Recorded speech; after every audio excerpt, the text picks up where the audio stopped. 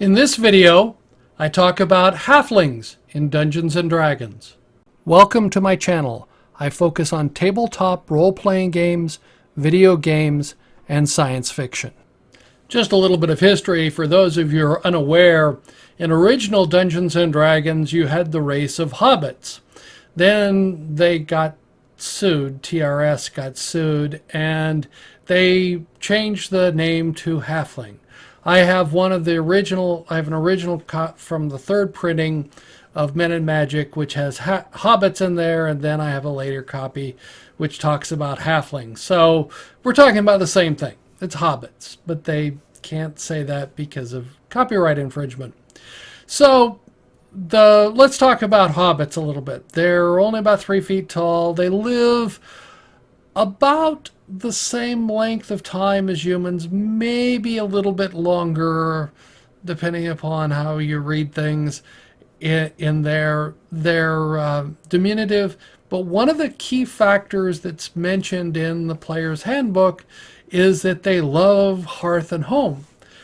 And where this reminds me of this is very similar to the themes in the Odyssey by Homer. Odysseus is always wanting to go home. But you have the whole story of the Odyssey where he's striving to go home from the Trojan War. But he upset the god Neptune and various things like that, and so that sent him on his entire journey. So the hobbits fill in the concept of Odysseus. That's really where, if you want to think about it, that's where Tolkien stole basically the idea of the journey to go and achieve something and come home. That's the Odyssey. It's the same plot, but there's some obvious variations in character and things that happen to them. So you have to take a look at this with the Hobbit. The Hobbit although he's always talking about wanting to go home, he really is an adventurer. And for some of them. Some of them are stay-at-home bodies and things like that, and they like their comforts. And even those who do go adventuring talk about the desires for hearth and home. But they really are into the adventure. They like their creature comforts. And that's something that is one of the things that's sort of set up with the Hobbit. So if you're going to really role play a Hobbit, your backpack is filled with things that others wouldn't carry. You would have an entire set of cooking utensils or traveling cooking utensils. So you could cook. There would be probably spices and herbs and methods of preparing various food, along with lots and lots of food because you eat a lot.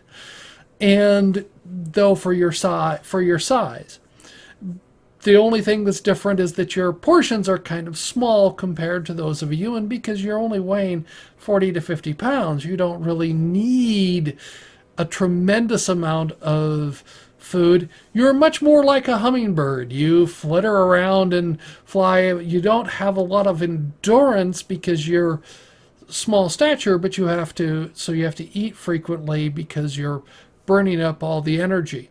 At least that's my take on the character of the Hobbit. And so you could get them wanting to be various things. Again, like I mentioned in my video on absurd creatures, I just don't think hobbits are fine. Thieves, rangers, if you want to make them rangers, though I sort of question that. Magic users, okay, they don't fit too well, but they're all right. Clerics, okay, they just don't. To me, the barbarian and the paladin just don't fit as classes for the Hobbit because they're small in stature. They're interested in creature comforts. That particularly is sort of doesn't fit well with the paladin, who, if you read the description, at least some descriptions, want to give up all the creature comforts and live a very Spartan life, and they want to always go after the quest for good or whatever, if you play the evil paladins or whatever, but they're always after their quest. Whereas the hobbits are more about creature comfort.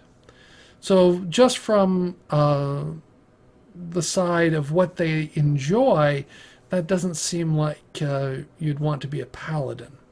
And so on. But the hobbits are an interesting character. They, have, they're small in stature and can get into small places.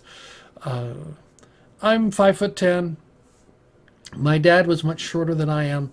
And I appreciated when I actually saw him do some things that he could get into. He was very thin and wiry and could get into some places that's where he was in construction, why they wanted him, because he could get into those small places and do the work. And that's like a hobbit. Now, my dad was taller than a hobbit would be, but it was, he for his time, he was, I think he was 5'6", but he was wiry and very limber and could get into those things. And that's what you see with a hobbit. And that's what I appreciate about the hobbit type class. I never played a hobbit, I'll be honest, and that's not my style of gaming. But I hope you enjoyed my view on the hobbit. Thank you.